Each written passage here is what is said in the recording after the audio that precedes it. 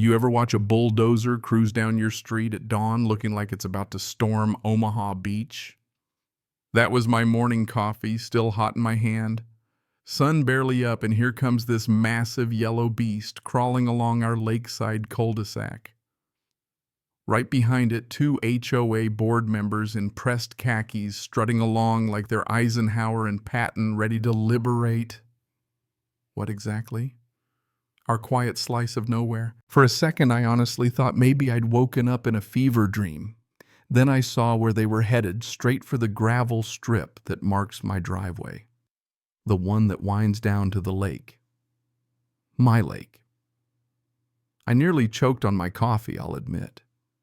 Because this wasn't construction season, nobody had filed permits for shoreline work, and yet here we were, a bulldozer on a sleepy lakeside road at 700 a.m. That's how you know your HOA has finally lost the plot. But it all clicked 3 heartbeats later. The HOA had decided today was the day for their grand community dock scheme. They'd been flapping their jaws for months about public access, trying to pretend the lake was communal when every plat map in the county says otherwise. They wanted a boat launch, fishing, access, jet ski, parking, all of it right where my land touches the water. And apparently the plan was just to bulldoze their way through my property before breakfast. So I set my mug down, stroll to the porch edge, and wave like a good neighbor. Janet, the president, she's got a face stuck in a permanent sniff like someone's left milk out too long, points at me yelling over the diesel growl. We're moving forward today. The dock committee approved it unanimously. Like that means anything. The bulldozer revs up, and Carl, the bylaws guy, who's more paper than person, waggles a stack of forms at me. We have authorization, he hollers like he's got the Magna Carta. I just holler back. Authorization to trespass, walking toward them, keeping my voice friendly. But inside, my disbelief is coiling up tight cold. They weren't bluffing. They were about to carve up my shoreline with heavy equipment. Gravel crunches my driveway, shudders like it's bracing for an air raid. Stop the machine, I say, flat and steady. The driver, some poor contractor who looks like he just realized he's in the wrong circus, glances back and forth between Janet and me. Janet jabs her finger at the lake, keep going. Don't let him intimidate you. And that folks was the neighborhood's cue. Suddenly people are out on porches, pajama-clad, clutching mugs and iPhones, watching the HOA roll a bulldozer at my land before 9 here a.m. Better than the morning news, I guess. I plant myself in the driveway, no yelling, no theatrics, just stand there calm as ever with that prehistoric bucket about 20 feet from my toes.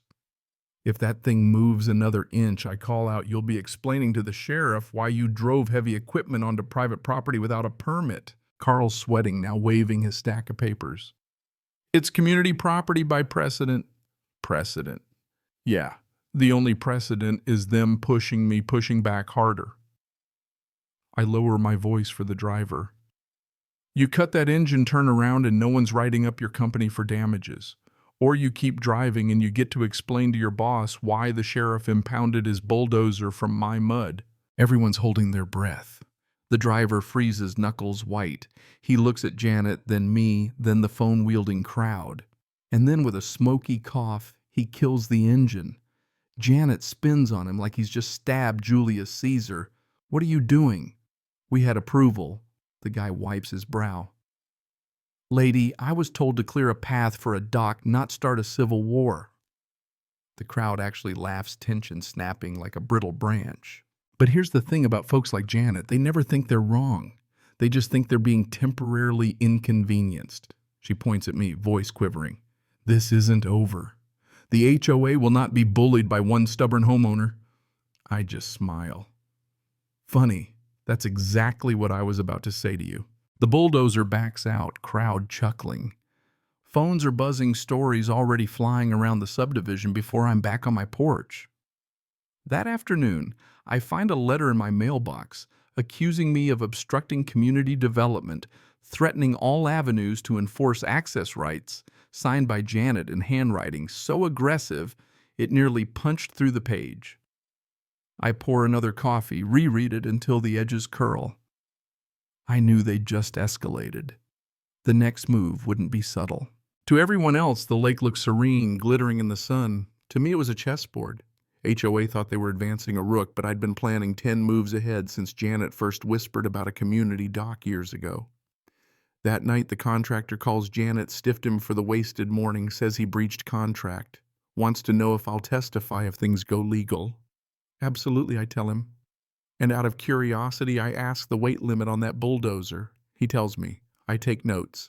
A week later, there's Janet and Carl measuring tapes, dangling, whispering by the shoreline like two kids plotting a prank. Next time we bring it closer, he can't block us forever. Janet nods, jaw clenched. If the county sees it started, they'll have to let us finish. Momentum is everything. Comical if it wasn't so stubborn. But I realize inevitable. They'll be back. But what they don't know... Under that glassy water is a stretch of silt so soft even deer avoid it. I've nearly lost a tractor tire there. If they send a bulldozer onto that, it'll be lunch for the lake. Didn't have to wait long. 2 days after the failed invasion, an even thicker envelope lands in my mailbox letter from some HOA lawyer charging me with hostile intimidation of contracted workers. I literally just stood there and talked. But the gem is the notice dock construction will proceed next Saturday with or without cooperation. No county signatures, no permit, just big talk. I feel that strange mixed dread excitement because I know what's coming and I've got the high ground. The neighborhood buzzes, phones ready, Saturday dawn sticky and humid, and at 8 a.m. sharp the procession returns 2 bulldozers. This time, cars full of board members in the peanut gallery. Janet's marching out front, chin-up eyes on the lake. I wait, sipping coffee, letting them come to me. The machines make it past the old stopping point. Janet barks. To the shoreline, we'll establish the foundation today. The crowd is electric. When the bulldozers reach the edge of the silt bank, I finally move. You're trespassing, I say, calm as ever. Janet spins wild-eyed. You can't stop progress with idle threats. I hold up the county assessor's map parcel outlined in black. This says otherwise. She doesn't even look. We've consulted legal. Step aside. I let the silence hang, then the first bulldozer lumbers onto the soft earth. At first it holds, but then with a sound like a giant straw slurping mud, one track sinks. The driver guns it, tries to compensate, but now it's digging itself deeper. Tilting. The second bulldozer hesitates. Janet claps push through. So the guy tries, but 3 seconds later, the second machine's tracks vanish, mud swallowing it up. First one's nose down, rear wheels up, pointed at the lake like it wants to swim. Crowds gasping, then laughing. Carl tries to bark orders. Nobody listens. Janet's shrieking at the drivers, her voice cracking into desperation. I step closer. Hands in pockets. Told you the lake doesn't share well. Then with a giant splash, the first bulldozer's bucket goes underwater, soaking Janet head to toe. The crowd roars. The drivers climb out, shoes full of mud. One mutters, should have never taken this job. Never. Tow trucks, cranes, chaos. Janet's a muddy wreck, and by the time she passes me, she's hissing, "You think this is funny? You'll regret it." Already don't, I tell her. The whole neighborhood is lit up that night, texts, memes, videos. Janet flailing in the mud becomes county legend. But the next morning, a new letter arrives, HOAs suing for deliberate interference with contracted equipment. They want damages for bulldozers they sank on my land. And that's when I realized Janet and Carl aren't embarrassed, they're furious. And rage makes people dangerous. A deputy serves me papers, civil suit.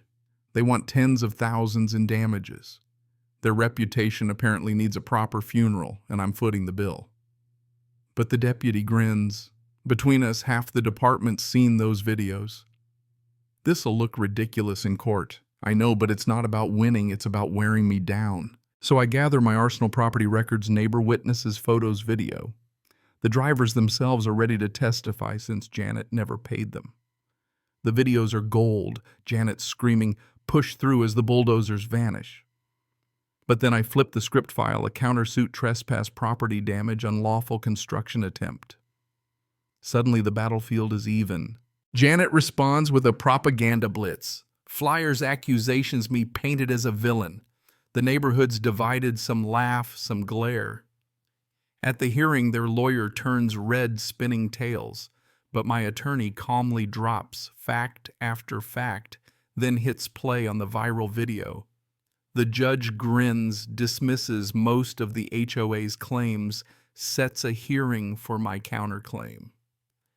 Outside, neighbors clap me on the back, best show all year. But the war isn't over.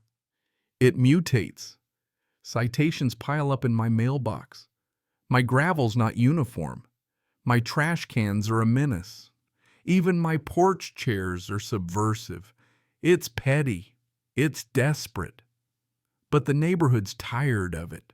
Screenshots become memes, group chats explode. But a small group of loyalists doubles down, spreading rumors, whisper campaigns.